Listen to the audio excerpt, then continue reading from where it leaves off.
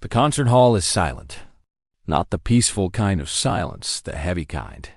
The kind that presses against your chest and dares you to breathe. Cold light spills from the ceiling, pale and unforgiving, washing the stage in blue-white shadows. Every footstep echoes too loudly, bouncing off empty seats that feel like they're watching anyway. At the center of the stage sits a grand piano, and behind it, a young black boy, too small for the bench, feet barely touching the floor, hands hovering above the keys, trembling, not from fear alone, but from the cold seeping into his fingers. He flexes them once, twice. No warmth comes. From the darkness behind him, a voice cuts through the air, flat, sharp, unmoved. "You wanted to be here," the piano teacher says. A pause. "Prove it." Quick cuts. A few audience members whisper to each other, coats still on, brows furrowed. A judge leans back in their chair, arms crossed, skepticism written plainly across their face. The teacher's eyes don't soften, only narrow, watching, waiting, certain. The boy swallows. The room is cold. The piano is cold. And so are the people who decided this was fair. The narrator's voice slips in, low and steady. They didn't warm the room. They didn't warm the piano. They didn't even warm their hearts. But they forgot one thing. The boy closes his eyes. The hall holds its breath. One piano key is pressed. A single chord rolls out, deep, controlled, impossible to ignore, spreading through the silence like a truth no one prepared for. The sound lingers. Then, hard cut to black. Text appears, stark and unmoving. This was never supposed to happen. Silence again. This isn't a story that begins with applause. It begins with expectation. The boy at the piano didn't grow up surrounded by grand halls or polished stages. His relationship with music was quieter late nights, worn keys, and moments where sound became refuge.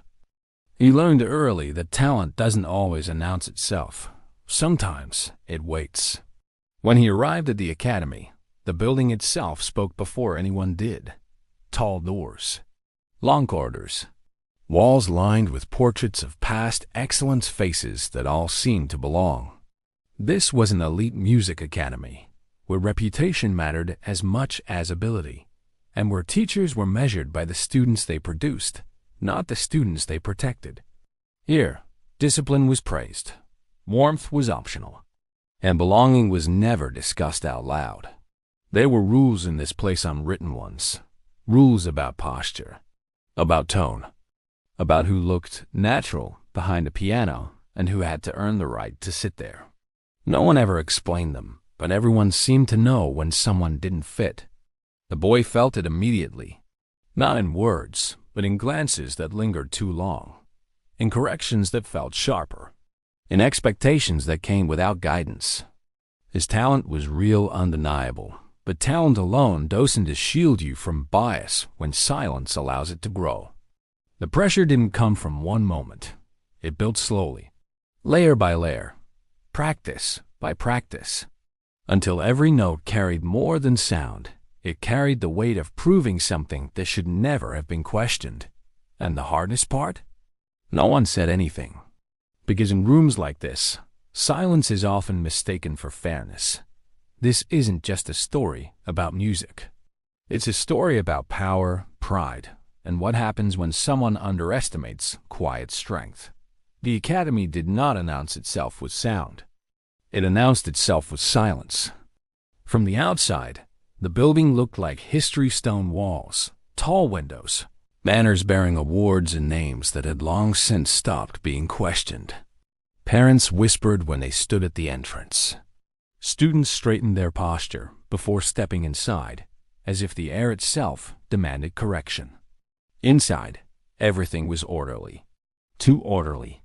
Footsteps echoed down polished hallways where every noise felt like a mistake. Practice rooms lined the corridors, each one sealed tight, their doors thick enough to keep emotion from leaking out. Music existed here, yes, but only the kind that followed rules. Precision was praised. Feeling was tolerated only if it arrived after perfection. This was the academy's culture. Excellence was expected. Warmth was optional.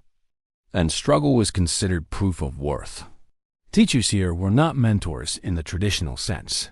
They were gatekeepers. Their reputations were built not on kindness, but on results, competition wins, flawless recitals, students who could perform under pressure without complaint. Fear, many believed, was simply another teaching tool, and no one embodied that belief more than her. The piano teacher's name carried weight. It was spoken with a mix of admiration and warning. Brilliant, they said. A master of technique, someone who could hear a single wrong note in a sea of sound. But they also said she was cold, emotionless, unmoved by tears, excuses, or hesitation. Her philosophy was simple and unapologetic. Fear creates excellence. If a student could perform while afraid, they could perform anywhere. Comfort, in her eyes, was a weakness. Encouragement was unnecessary. Respect was earned through endurance. She didn't raise her voice. She didn't need to. Her silence did the work for her. When the boy walked into her studio on his first day, she didn't look up right away. He stood there, hands clasped in front of him, backpack still on his shoulders, waiting for some signal that he was seen. The room smelled faintly of old wood and polished keys. A grand piano sat in the center, its lid open like an unblinking eye. Seconds passed, then more. Finally, without turning around, she spoke. Sit. That was it. No welcome, no introduction, no acknowledgement of how young he was, or how tightly he was holding his breath.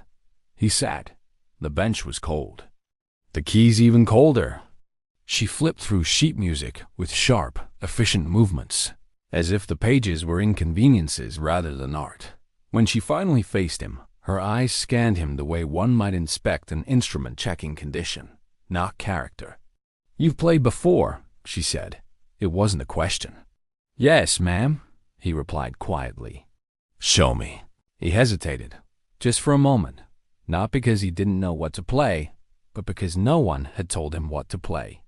He chose something familiar, something safe. His fingers touched the keys, and the first notes filled the room. She stopped him after less than 30 seconds. "Again," she said. "But this time, don't waste my time." He nodded quickly and started over, heart beating faster now. He adjusted his posture the way he'd been taught, corrected his hand position mid-measure, focused on accuracy, because accuracy felt safer than expression. This time, she let him finish. When the final note faded, she didn't clap. She didn't smile. "You're behind," she said flatly. "You'll need to work harder than the others." He wondered who they were. He wondered how far behind he truly was, or if that judgment had already been made before he touched the keys. She handed him a stack of sheet music thicker than his notebook. "Practice starts tomorrow." No excuses. And just like that, the lesson was over. As he stood to leave, he waited, hoping, perhaps foolishly, for something more. A word. A nod.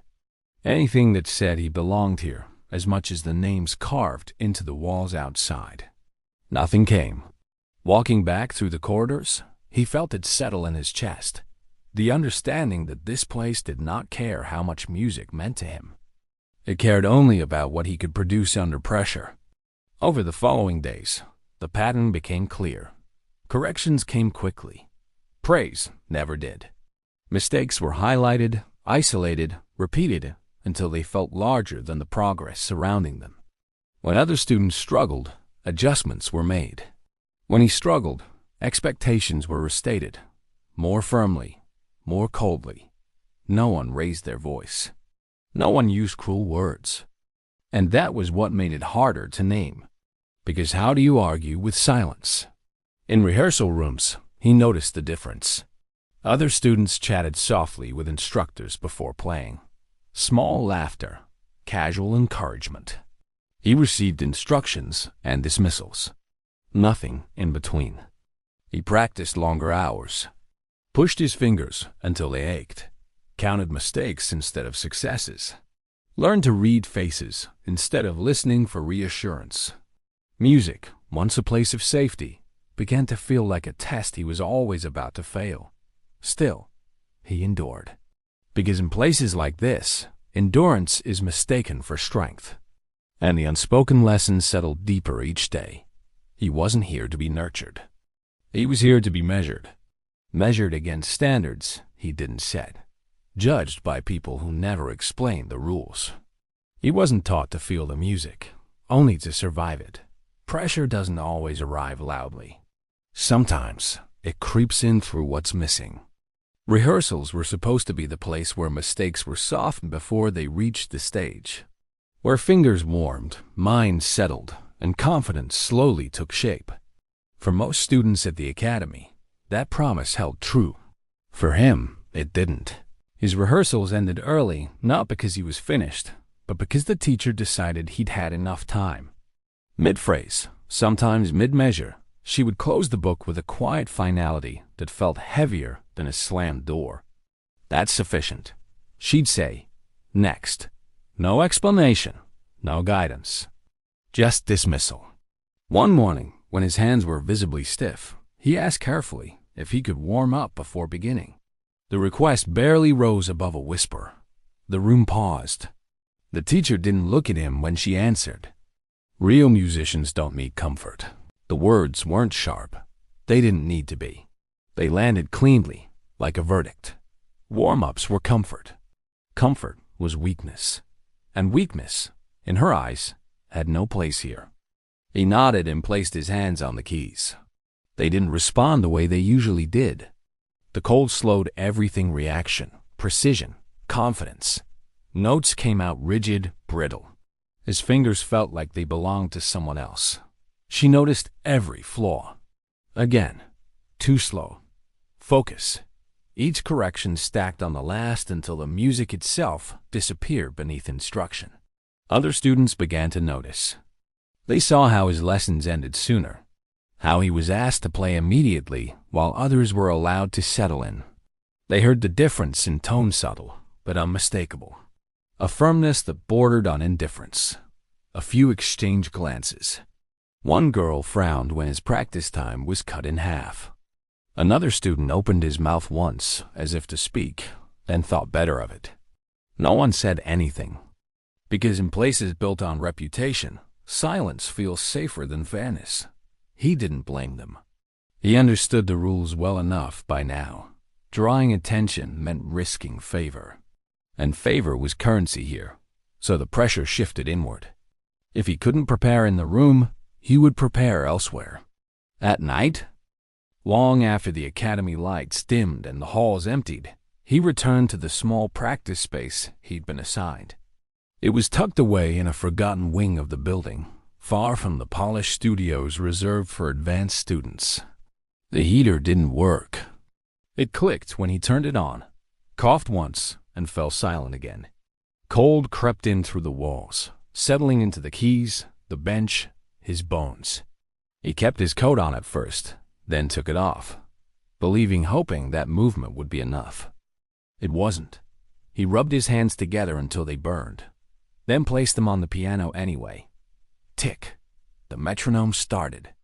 A steady, mechanical sound filled the room, counting time without mercy. Tick, tick. Each beat felt like a reminder. Time was moving, whether he was ready or not. He played through the stiffness, correcting himself again and again. When his fingers slipped, he slowed the tempo, then built it back up. He focused on control, because control was the one thing no one could take from him. His breath became part of the rhythm. Inhale, exhale, tick.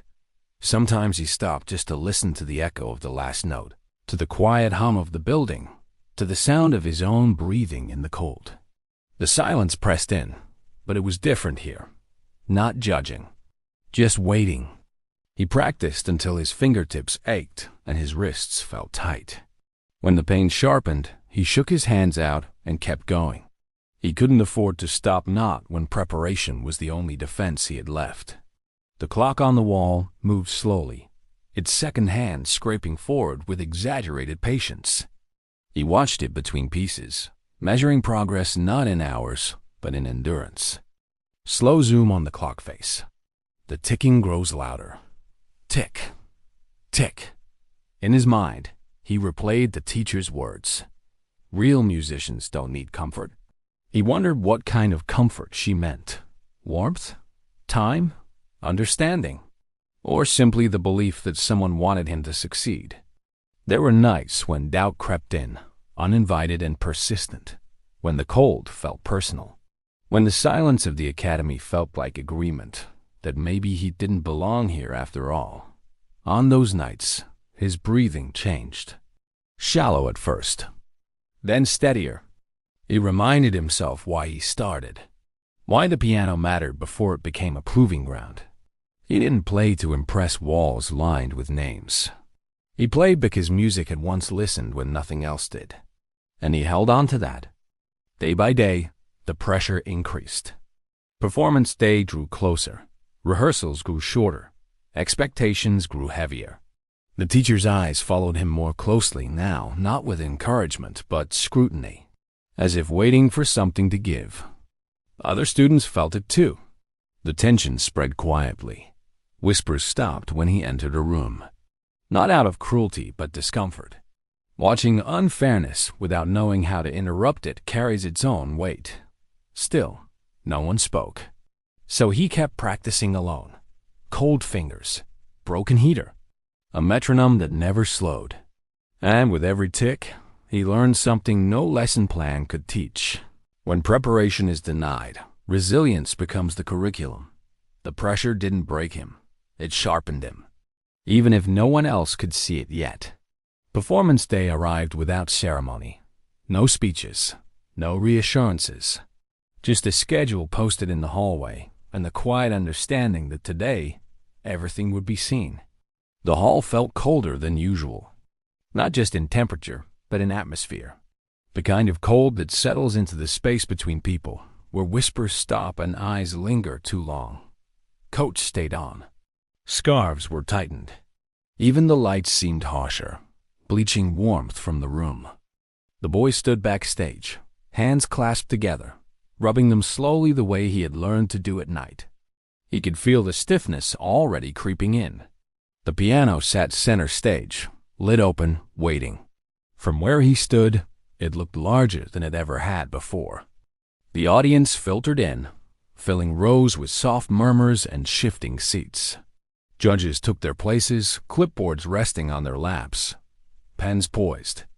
The Academy's leadership sat near the front faces composed, unreadable. The teacher stood off to the side, posture perfect, expression neutral. She hadn't spoken to him all morning. No final instruction. No quiet word. No acknowledgement that today mattered. When his name was called, the sound echoed longer than it should have. He stepped onto the stage. Every footstep felt amplified. The lights were bright enough to hide faces, but he could still feel them, dozens of eyes pressing in, measuring, waiting. He reached the piano bench and paused, just for a second, grounding himself the way he always did. Then the teacher's voice cut through the air. "No warm-up," she said clearly, so there could be no misunderstanding. A beat. Begin. The room shifted.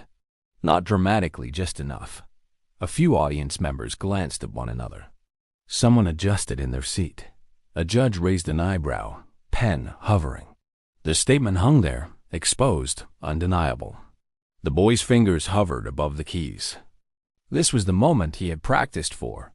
The moment he had imagined during long nights alone with a broken heater and a ticking metronome. And still, his hands hesitated. Not from fear of the music, from the weight of the room. He placed his fingers down.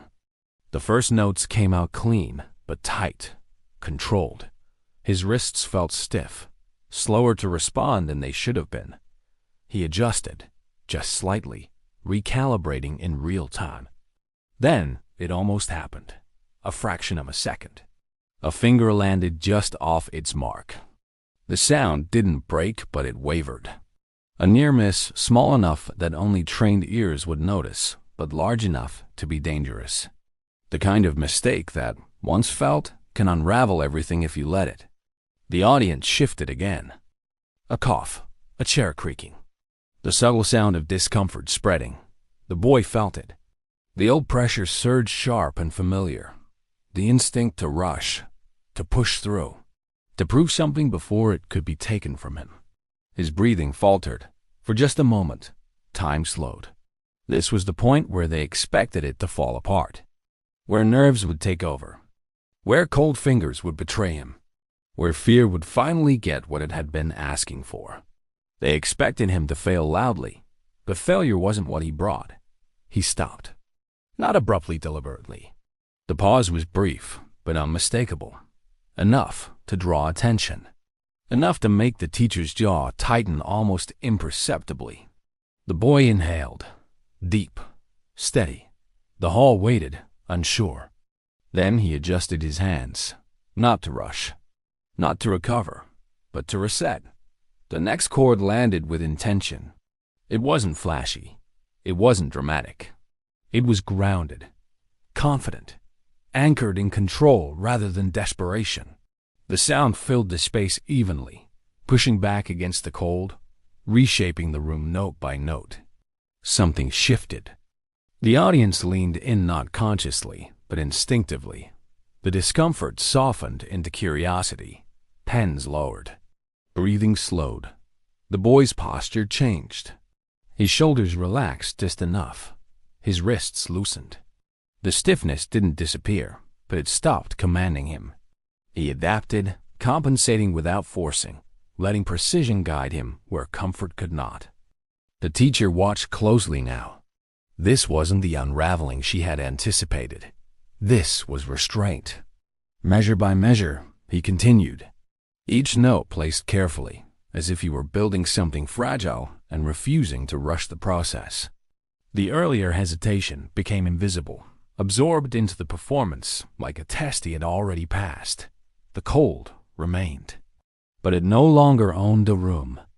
The audience felt it too, the sense that something had been avoided. Not a disaster, but a decision. A quiet refusal to give in to expectation. The boy didn't look at the teacher. He didn't look at the judges. His focus narrowed to the keys, the sound, the space he controlled. And in that focus, the humiliation they had prepared for him had nowhere to land. What was meant to expose him instead revealed something else entirely. Composure. Not the absence of fear, but mastery over it. The hall, once tense and watchful, grew still again. Not with judgment this time, with attention. And for the first time since he walked into the academy, the boy wasn't surviving the music. He was steering it. There comes a moment in every performance when sound gives way to choice. For the boy at the piano, that moment arrived not in motion, but in stillness.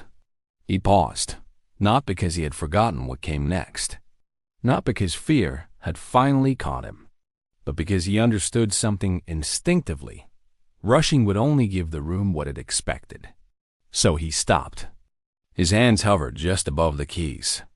The space between sound and silence stretched, thin and electric.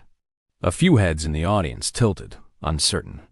The pause wasn't written into the music, and yet it felt necessary, like a breath held too long finally being released. He breathed in, slowly. The air was still cold, but his breathing wasn't shallow anymore. It filled his chest, grounded him, steadied the tension that had lived in his shoulders since the moment he stepped on stage. Exhale. The world narrowed. There was no teacher now. No judges. No expectation pressing against his back. Only the piano. Only the weight of his hands. And then he played one chord. It wasn't struck. It was placed. Deep. Intentional. Controlled. The sound rolled out from the instrument, not as noise, but as presence. A low, resonant chord that carried more than harmony. It carried decision. It wasn't loud enough to startle, but it was strong enough to command attention without asking for it. The chord lingered. It moved through the hall slowly, filling the space the cold had left behind. The echo climbed the walls, touched the high ceilings, and returned, not as repetition, but as confirmation. Then came the silence.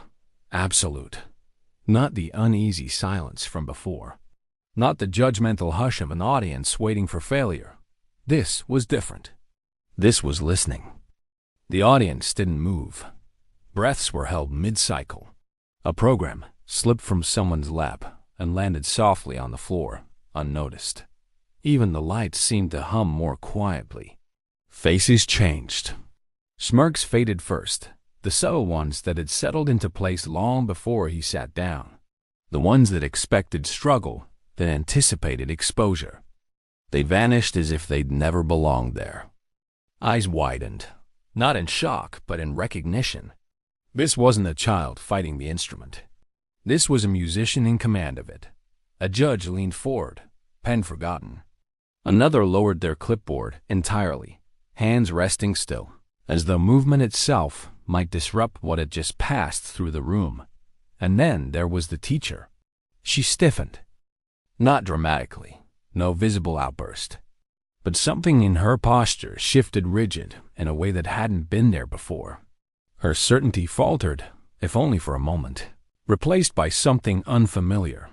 Reassessment. The chord had done what no argument, no protest, no appeal ever could. It spoke, not of struggle but of mastery, not of defiance but of understanding. That single chord carried the nights alone with a broken heater, the metronome ticking like a clock counting down to doubt, the lessons cut short, the warmth denied, the silence that had followed every unspoken question. And it transformed all of it into sound. That chord wasn't loud. It was undeniable. The boy didn't react to the room's response. He didn't lift his head to see if it had landed. He didn't wait for approval. The chord had already done its work. His hands remained steady. His breathing stayed even. The silence stretched just long enough to settle. Then, without haste, he continued. But something fundamental had shifted. The performance no longer felt like something happening to him. It felt like something he was shaping. Each note that followed carried the same intention as that chord, measured, grounded, certain. The audience followed willingly now. The cold hadn't vanished, but it no longer mattered. The music had redrawn the boundaries of the room, redefining what held power within it. Fear had been replaced not by comfort, but by clarity. For the teacher, the realization arrived quietly. Fear had not created this moment. Control had. Discipline, yes, but not the kind enforced through denial. This was discipline earned through patience, through listening, through respect for the space between notes. And it stood directly in contrast to everything she believed she was teaching. She didn't move, didn't interrupt, didn't correct. For the first time, she watched without control. The boy played on, unaware or perhaps aware, but uninterested in the shift he had caused. His focus never wavered. The piano responded to him now, no longer resisting, no longer cold in the way it had been before. Because mastery, once claimed, warms its own ground. And in that single, resonant chord, something irrevocable had been established. He was not here by permission. He was here by right. The hall remained silent, not out of restraint but reverence. And everyone in it understood, whether they admitted it or not, that they had just witnessed the moment when quiet strength became undeniable truth. After the chord, there was no rush, no dramatic shift, no sudden flourish meant to impress. Just continuation. The boy played on, and the music followed him, not the other way around. His fingers moved with precision now, each note placed exactly where it belonged. Not hurried, not hesitant. The stiffness that once slowed him had become irrelevant, absorbed into a technique refined by necessity. Cold fingers no longer dictated the outcome. They obeyed. But it wasn't precision alone that changed the room. It was emotion quiet, controlled, unmistakable. Not emotion poured out recklessly, but emotion shaped, guided, and restrained. Each phrase carried intention. Each transition held meaning. The music spoke in complete sentences, confident in its direction, unafraid of silence between thoughts. And beneath it all was something unexpected. Authority, not borrowed, not forced, earned. There was a weight to the way he played, a certainty that didn't come from age or permission, but from ownership. He wasn't asking the room to listen anymore. He was leading it. The piano responded as if it had been waiting for this all along. Notes resonated fully now, blooming into the space and settling comfortably where cold once lingered. The instrument no longer felt distant or resistant. It felt alive. The music became warmth itself. Not the kind that comes from heaters or blankets, but the kind that spreads when something true is shared without apology. The sound filled corners of the hall that had remained untouched all day. It softened shoulders, slowed breathing, drew people inward without them realizing it. The audience grew still. Not the tense stillness of judgment, not the guarded stillness of expectation. This was surrender. Programs lay forgotten in laps. Coats remained buttoned, but no one noticed the chill anymore. Heads tilted slightly forward, bodies leaning into the sound. The room listened as one, carried by phrasing that felt older than the boy playing it. Time stretched. Measures passed unnoticed. The music created its own clock, one not bound to schedules or evaluation forms. In that space, there was no room for prejudice, no space for assumption-only sound, unfolding honestly. When the final notes approached, there was no warning, no dramatic cue, just a gentle narrowing, a soft gathering of sound, as if the music itself knew it had said enough. The last note faded, and the silence that followed was complete. For a heartbeat, no one moved. Then one person clapped, slow, deliberate. Another joined, then another. The applause didn't explode, it grew. Layer by layer, sound building on sound, until the hall was filled not with noise, but recognition. The clapping became steady, then full, then unstoppable. People stood without planning to. Some didn't realize they were on their feet until they were already there. The boy remained seated, hands resting lightly in his lap, breathing calm, eyes forward. He didn't smile right away. Not because he didn't feel it, but because he didn't need to chase it. This wasn't relief. It was confirmation. Across the stage, the teacher stood still. She did not applaud. She did not frown. She did not step forward. Her eyes moved briefly toward him, then away. She fixed her gaze on a point somewhere past the piano, as if looking directly at him might require something she wasn't prepared to offer. Acknowledgement. She said nothing. And in that silence, her realization was complete. Everything she believed had been challenged, not loudly, not publicly, but definitively. Fear had not sharpened this performance. Denial had not strengthened it. Warmth had not been unnecessary. It had simply been replaced by something stronger. Self-possession. She avoided eye contact, because to meet his gaze would mean admitting what the room already understood. He had earned this moment without her permission. The applause continued, swelling until it could no longer be ignored. Judges exchanged looks, not of doubt, but of agreement. Pens were set down. Notes would be written later, but they wouldn't capture what had truly happened here. The boy finally stood. He bowed not deeply, not theatrically, but respectfully. To the audience, to the piano, to the space that had tried to measure him and failed. As he stepped away from the bench, the warmth followed him, not as heat, but as presence. The kind that lingers after truth has been spoken. He left the stage the same way he entered it, quietly, but nothing else was the same. Because respect, once earned, doesn't ask to be returned. It stays. And in that hall, long after the applause faded, one truth remained undeniable. He was never given a place there. He claimed it. The hall eventually emptied. Chairs were pushed back into place. Programs were gathered. Coats were pulled on again as the cold returned, reclaiming the space the music had briefly transformed. Conversations resumed in hushed tones, careful and reflective, as people searched for the right words to describe what they had just witnessed. But something lingered, not the applause, not the performance itself, the realization. Because what happened on that stage wasn't just a musical moment, it was a human one. A moment that exposed how power is used, how bias hides, and how strength often looks nothing like we expect it to. Authority, when unchecked, can mistake control for leadership.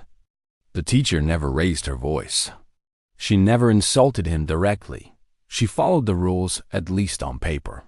And that's what made it easy for her behavior to pass unnoticed for so long.